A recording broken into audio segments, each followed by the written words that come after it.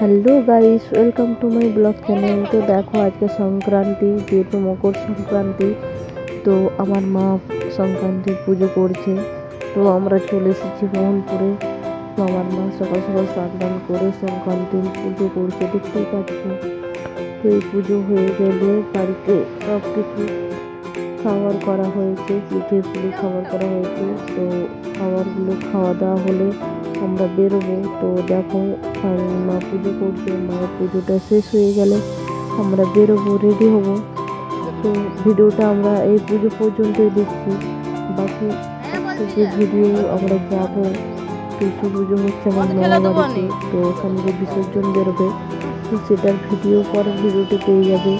কারণ এটা আমি পুজো পর্যন্ত আপলোড করছি, কেননা বুঝতেই পারছো কেন বললাম, কারণ আজকে সংক্রান্তি মেন হচ্ছে পুজোটা, তাই পুজোর সাথে আর মেলার সাথে অ্যাড করছি না।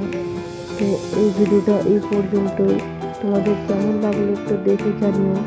একদম টাটা, বিকেলে ভিডিও আপলোড করবো তখন আপনাদের জানিয়ে দেবো। টাটা বন্ধুরা।